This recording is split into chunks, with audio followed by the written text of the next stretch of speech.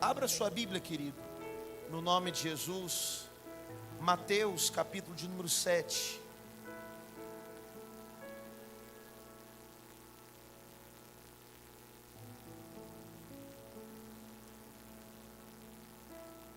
Mateus, capítulo de número 7. Nós leremos a partir do versículo de número 17 da palavra do nosso Deus. Mateus 7, a partir do versículo de número 17 da palavra do nosso Deus. Tem na sua Bíblia, irmão? Se você encontrou, diga achei! Amém. Diz assim a palavra de Deus: assim, toda árvore boa produz bons frutos, e toda árvore má produz frutos maus. Não pode a árvore boa dar maus frutos, nem a árvore má dar frutos bons. Toda árvore que não dá bom fruto, corta-se e lança-se no fogo. Portanto, pelos seus frutos os conhecereis. Nem todo que me diz Senhor, Senhor, entrará no reino dos céus, mas aquele que faz a vontade do meu Pai que está nos céus. Muitos me dirão naquele dia: Senhor, Senhor, não profetizamos nós em teu nome, e em teu nome não expulsamos demônios, e em teu nome não fizemos muitas maravilhas? E então lhes direi abertamente: nunca vos conheci, apartai-vos de mim, vós que praticais a iniquidade. Eu quero pensar com você nessa noite sobre a necessidade de frutificar. A necessidade de frutificar. E eu quero começar dizendo para você que você nasceu para produzir frutos. Você nasceu para dar frutos. Será que você pode dizer isso para o teu irmão que está perto de você? Diga para ele: você nasceu, querido. Entenda isso, para dar frutos, para produzir frutos. A sua vinda aqui nessa terra, ela tem que trazer resultados. Talvez você não perceba isso, mas a todo instante você está plantando. A todo instante você está plantando alguma coisa, e com certeza em algum momento você vai colher. Talvez você já tenha colhido algumas coisas maravilhosas na tua vida, mas talvez também você tenha colhido coisas muito ruins. Talvez você tenha colhido frutos desastrosos, que trouxeram talvez você a uma situação nessa noite de grande complicação, de grande dificuldade, exatamente por uma vida de plantio errado. Ou talvez você esteja vivendo uma vida com qualidade, uma vida abundante, porque você vem plantando para colher essa vida há muito tempo, e o tempo de colher chegou. A Bíblia vai dizer em Gálatas capítulo 6, versículos 7 e 8: não erreis, Deus não se deixa escarnecer. Tudo que o homem semear, isso também ceifará. Porque o que semeia na sua carne, da carne vai ceifar ou vai colher a corrupção. Mas o que semeia no Espírito, do Espírito colherá a vida eterna. Isso quer dizer, querido, que você tem uma escolha a fazer: semear na carne ou semear no Espírito. Dá um sacode no teu irmão que está do teu lado, dá um sacode mesmo, fala com ele: acorda, irmão, você tem uma escolha a fazer. Ou você semeia na carne, ou você semeia no Espírito. Você vai viver uma vida assim, ou semeando na carne, ou semeando no Espírito. Sabe por quê? Porque você nasceu para produzir. Então você vai produzir, ou vai produzir o bem, ou vai produzir o mal. ou vai produzir frutos que agradam a Deus, ou vai produzir frutos desse mundo e frutos do diabo. E você tem essa escolha a fazer. Como Jesus disse, é impossível você semear na carne e colher no Espírito. Versículo 17 e 18 diz que toda árvore boa produz frutos bons, e toda árvore má produz frutos maus.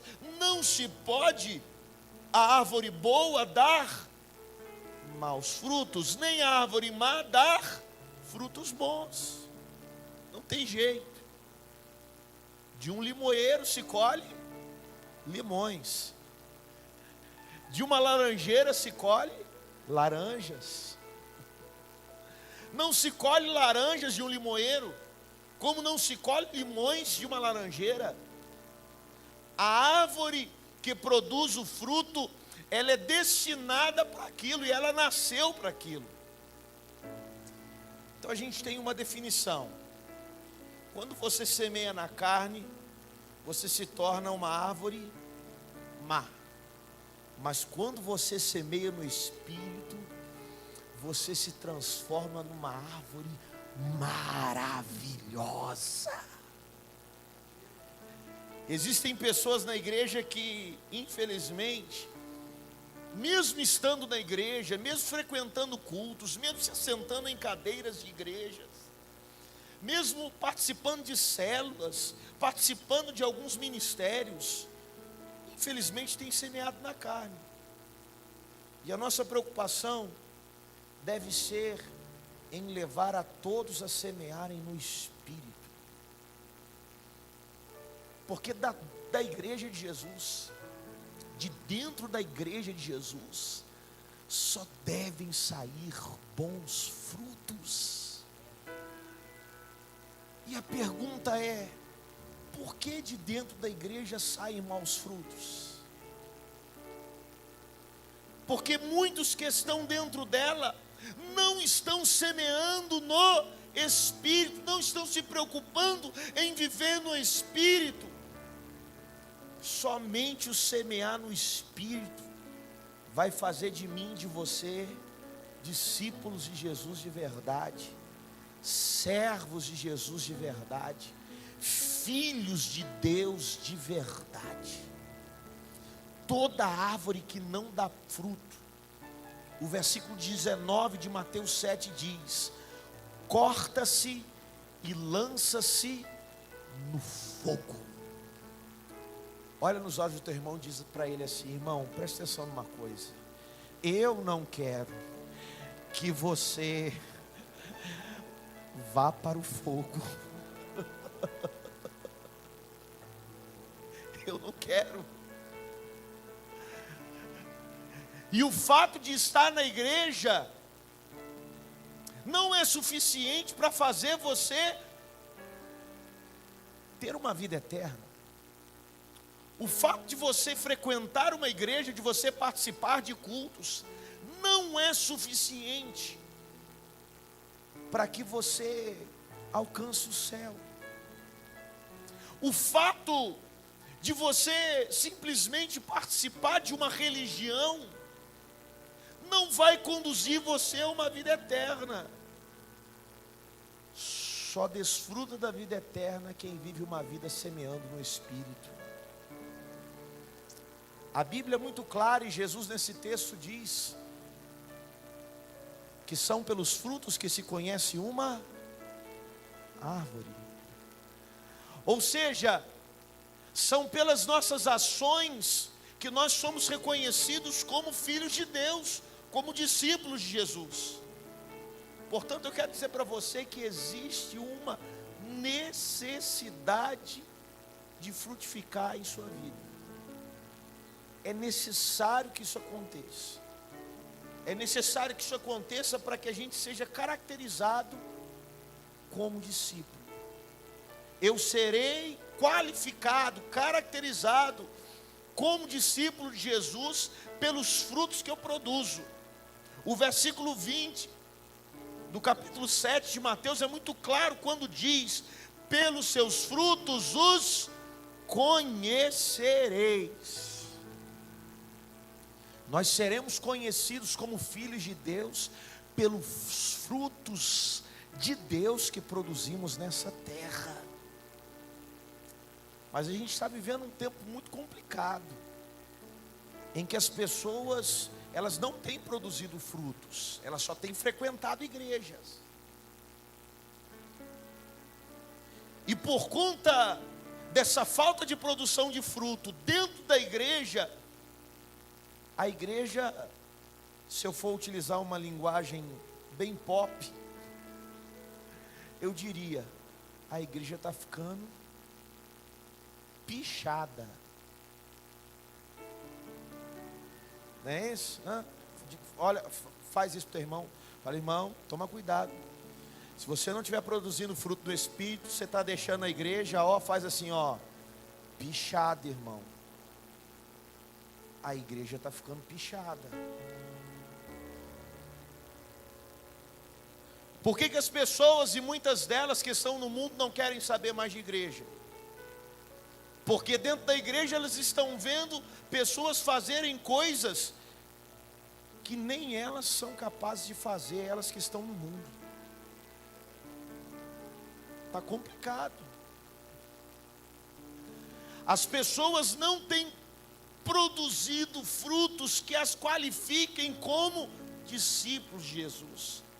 Jesus foi muito claro nessa frase. O mundo precisa ver em nós frutos de servos dele. O mundo precisa ver em nós. E existem dois tipos de fruto que nós precisamos gerar. O primeiro deles, fruto de arrependimento. Mateus capítulo 3, versículo 8 diz assim: produzi, pois, frutos dignos de arrependimento. O que são frutos de arrependimento? Eu roubava, eu agora que sou crente, não roubo mais. Eu fumava, agora que eu sou crente, não fumo mais. Eu brigava, e agora que eu me converti, eu não brigo mais. Eu agora tenho na minha vida, quais são os frutos de arrependimento? São os mesmos frutos do Espírito de Gálatas 5:22. Amor, paz, bondade, benignidade, longanimidade. Ou seja, uma vida que agrada a Deus. Eu tenho que produzir esses frutos. Quem não produz esses frutos não é crente, não é salvo, não vai para o céu. Não adianta você dizer assim: eu aceitei Jesus, eu fui até batizado. Ei, isso não resolve. Jesus é muito claro quando ele fala: pelos seus frutos os conhecereis. Então é pelo que nós produzimos nessa terra que nós somos conhecidos, aqui na terra e nos céus. É pelo que nós fazemos. É pela vida que temos. E a gente tem dentro da igreja um monte de pessoas envolvidas com prostituição, com mentira, com roubo, com ladroagem, com desonestidade, com fofoca. Esses não são frutos de arrependimento. E pessoas que praticam tais coisas, como diz a Bíblia, não herdarão o reino dos céus. Pastor, mas o senhor cansa de dizer aí que a fé é suficiente, que a fé, ela por si só, ela salva. Sim. Porque quem tem fé de verdade produz fruto de arrependimento. Agora, quem não tem fé, não produz. Por isso que Tiago, ele fala assim, quando ele vai escrever a sua epístola às igrejas, ele fala assim: é o seguinte, me mostra a sua fé sem as obras, que eu vou te mostrar a minha fé com as minhas obras. Vamos ver qual que é a fé verdadeira. Vamos ver. Você fica aí dizendo que é crente, Você fica aí abrindo a tua boca, arrotando santidade, mas a tua vida está cheia de podridão, está cheia de trapos de imundícia.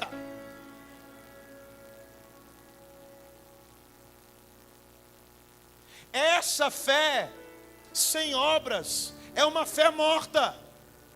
Escute, você não vai para o céu quando você morrer, se você continuar assim, porque você não tem fé coisa nenhuma.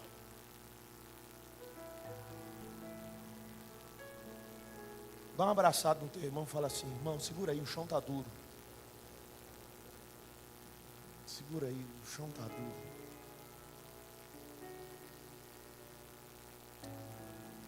Mas é a verdade.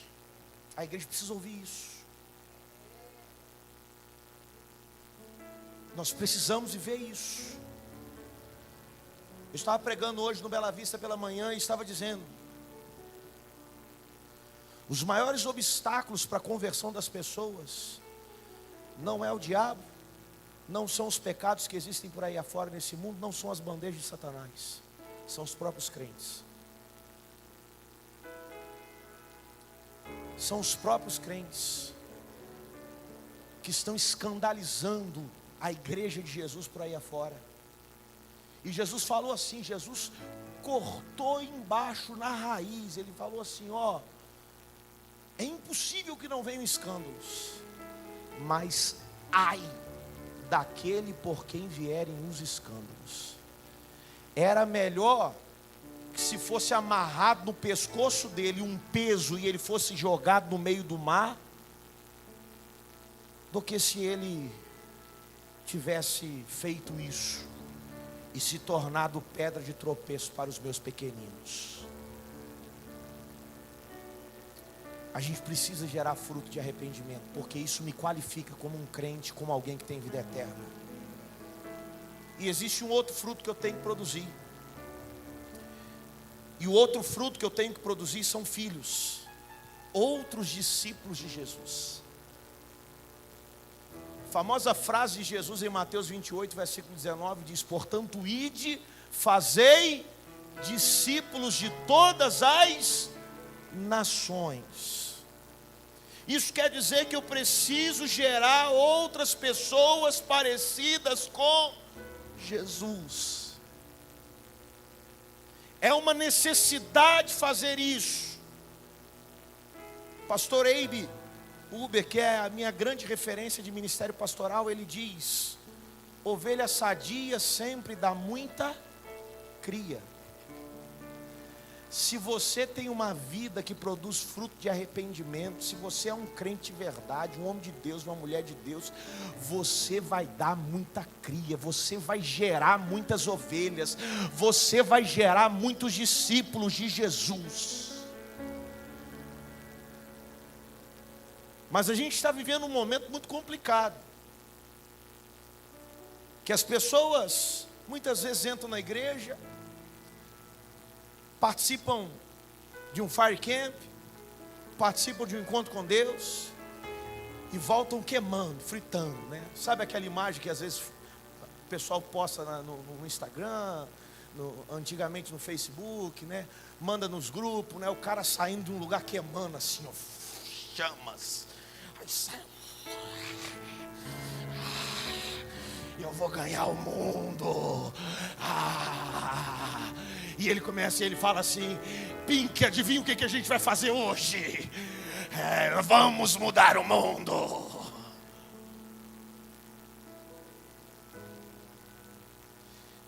E aí passa 2 meses, 3 meses, 6 meses, 1 ano, 2 anos. Aí de repente a pessoa começa a não produzir fruto de arrependimento. Aí começa a dar umas pisadinhas. De repente começa a ser um barão.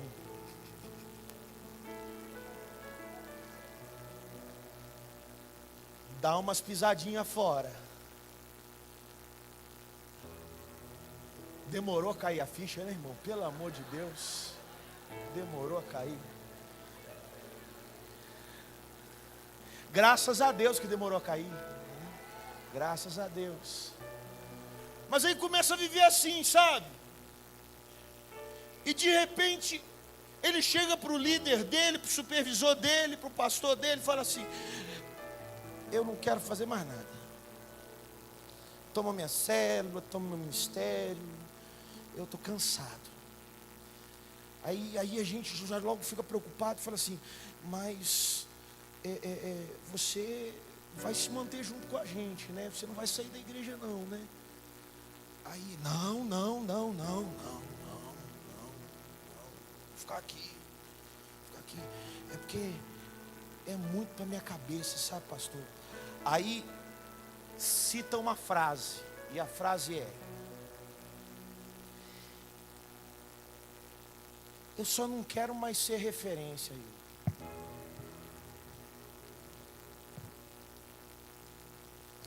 Eu só não quero mais ser. Espera aí, é só o pastor que tem que ser referência de Jesus na igreja? Hã? É só o líder de célula que tem que ser referência de Jesus na igreja?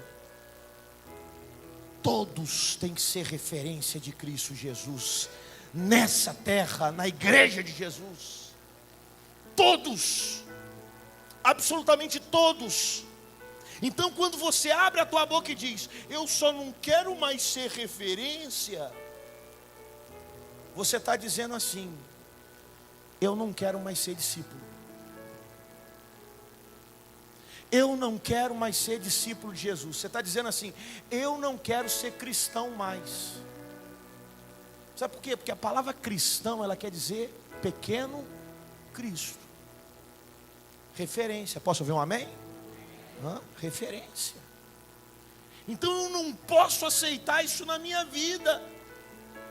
Se eu começar a abrir a minha boca e dizer eu não quero mais ser referência, eu estou dizendo que eu não quero mais ser cristão, eu não quero mais ser servo de Deus, eu não quero mais demonstrar a glória de Deus nessa terra, eu não quero mais ser um espelho de Jesus nessa terra. Então sabe para onde você vai, irmão? Para o inferno. Nem irmão você é mais. Na verdade você nunca foi. Porque só é irmão aquele que vive e permanece na presença de Deus, junto com a igreja, junto com os outros irmãos, debaixo de um Pai Celestial chamado Deus Todo-Poderoso. Então eu tenho que ser referência. Eu tenho que produzir pessoas semelhantes a Jesus. Mas semelhante a mim não. Fala isso com o teu irmão. Fala: irmão, tem uma coisa. Você tem que produzir pessoas semelhantes a Jesus. Não é semelhantes a você não, semelhantes a Jesus. Mas fala com ele assim: mas é você que tem que produzir, irmão. É você. Os anjos bem que queriam essa tarefa, mas Deus falou assim: não, vocês não, são os meus filhos. São aqueles que andaram no pecado e que se converteram, e se arrependeram e se voltaram para mim. Vocês não sabem o que é viver no pecado não, os coitados lá sabem. Então são eles que serão usados para produzir outras pessoas semelhantes a mim. Então produza. Há uma necessidade de frutificar para que você seja reconhecido como discípulo. Há uma necessidade de frutificar para agradar ao nosso Pai fazendo a sua vontade. O versículo 7 vai dizer assim: nem todo que me diz Senhor, Senhor entrará no reino dos céus, mas somente aquele que faz a vontade de meu Pai que está nos céus. Jesus está falando assim aqui: olha, gente,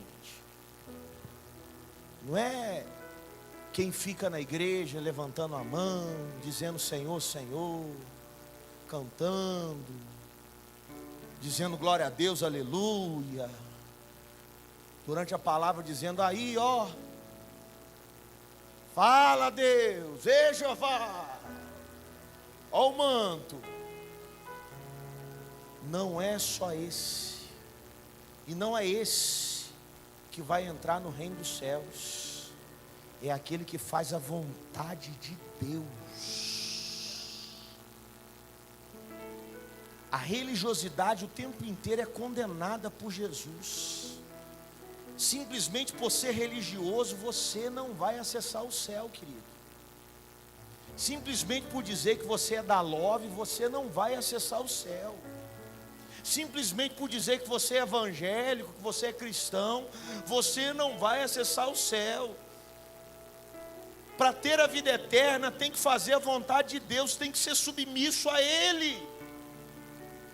Tiago 4,10 diz: humilhai-vos, pois, perante a potente mão de Deus, ou humilhai-vos perante o Senhor, e Ele te exaltará. Então você precisa se submeter ao comando de Deus, à vontade de Deus para a sua vida. E você está na igreja ouvindo a palavra há tantos anos ou há tanto tempo, e continua insistindo em fazer as suas vontades. Você só quer fazer a vontade de Deus quando ela é equivalente ou comparada à sua vontade. Na hora que a vontade de Deus te agrada, você, eu faço, isso aí eu faço, Mas na hora que a vontade de Deus vai contra aquilo que você quer, aí você dá um jeitinho. Porque você vive debaixo dessa maldição brasileira chamada jeitinho brasileiro. E os crentes brasileiros são mestres em dar jeitinho. Pastor, eu sei e tal, mas o senhor sabe, né, como é que está difícil a vida, né, e tal. A gente fala, não case, irmão, pelo amor de Deus. Quantos a gente já falou aqui na igreja: irmão, não casa, irmã, não casa. Não é a vontade de Deus. Pastor fala, líder de célula fala. Daqui a pouco está o irmão casando. É muito bonita, né, pastor? Cabelão e tal. Negócio assim que eu nunca vi na vida. Pastor. Aí a gente usa uma palavra. Eu com os meus discípulos. Aí os discípulos chegam perto de mim e falam: eu falei, pastor, falei com ele. Eu falei, sai fora que é fumo. Sai fora que é fumo. Mas ele não ouve. Por quê? Porque a gente só quer fazer a vontade de Deus quando nos é conveniente. Mas quando a vontade de Deus ela vai contra a nossa vontade, ela fere a gente, ela causa dor em nós, a gente não quer fazer ela. Só é crente quem faz a vontade de Deus. Só vai para o céu, só herda a vida eterna quem faz a vontade de Deus. Se você gostar ou não da vontade dele, ela deve ser feita na sua vida. E você tem que entender isso. Fazer a vontade de Deus é obedecer a sua palavra. João 15:10 diz: se guardardes os meus mandamentos, permanecereis no meu amor. Ou seja, vocês serão salvos, vocês estarão ao lado de Jesus. Do mesmo modo que eu tenho guardado os mandamentos de meu Pai e permaneço no meu amor. Ou seja, só permanece em Deus quem faz a vontade dEle. Quando você começa a se desviar da vontade de Deus, desobedecer à vontade de Deus, automaticamente você começa a se desviar do céu, a ir para uma outra direção. E eu preciso que você entenda que a vontade de Deus, como declarada em Romanos 12, ela é boa, perfeita e agradável. Num primeiro momento ela pode parecer até difícil, mas depois que você realiza, você vai conseguir colher os frutos dessa vontade e vai desfrutar dessa bondade, vai desfrutar dessa perfeição, vai desfrutar dessa vida agradável que Ele concede a todos os que obedecem às suas palavras. Há uma necessidade de frutificar, porque nós vamos ser avaliados no dia do juízo pelos frutos que nós produzimos. Olha nos olhos do teu irmão, faz cara de profeta para ele, é franzir na testa, profeta franze a testa, aponta o dedão assim, porque profeta também aponta o dedo. Aí você vai falar com ele assim: irmão, preste atenção, você vai ser avaliado no dia do juízo final pelos frutos que você produziu nessa terra. Quais frutos você produziu, irmão? Você produziu mais coisa boa ou mais coisa ruim, irmão? Versículo 22 e 23. Olha só o que Jesus fala. Fica ligado. Tem muita gente achando que produção de fruto é isso aqui. Muitos me dirão naquele dia: Senhor, Senhor, não profetizamos em Teu nome? Em Teu nome não expulsamos demônios? Em Teu nome não fizemos muitas maravilhas? E então lhes direi abertamente: nunca vos conheci, apartai-vos de mim, vós que praticais a iniquidade. Você pode dizer misericórdia? Tem gente que acha que produzir fruto é sair por aí profetizando no ouvido dos outros. Tem gente que acha que produzir fruto é expulsar demônio. Tem gente que acha que produzir fruto é operar sinais, maravilhas, é fazer um milagre, é orar por alguém, alguém ser curado. Quero dizer para você, querido, que quando Deus quer que algo aconteça na vida de alguém, vai acontecer, e é independentemente de você. Você é só um canal para a ação de Deus nessa terra, mas isso não é fruto de arrependimento. Segurar um microfone não é fruto de arrependimento. A gente está vivendo um momento que eu estou assim, eu fico meio borbulhando quando eu vejo. Posto uma foto no Instagram com o microfone na mão, dentro de uma igreja. Aí põe uma legenda, aí o pessoal sai comentando embaixo, né? Vai firme nesse caminho. É isso aí. Não saia da vontade de Deus. Escuta uma coisa. Segurar microfone, qualquer um segura. Aqui nessa igreja teve muita gente que já segurou o microfone para dar testemunho em volta de encontro, e hoje está vivendo uma vida porca distante de Deus.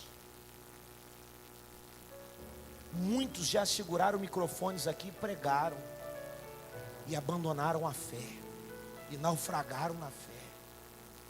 Muitos. Microfone na mão de ninguém representa que você está fazendo a vontade de Deus. Isso é estereótipo de que você está fazendo essa vontade. É uma configuração humana que fizeram para chamar alguém de evangélico, de crente, de pastor, de pastora, de profeta. Deixa eu te falar uma coisa muito séria. Fazer a vontade de Deus é muito mais do que até operar maravilhas. Fazer a vontade de Deus é viver uma vida santa diante de Deus.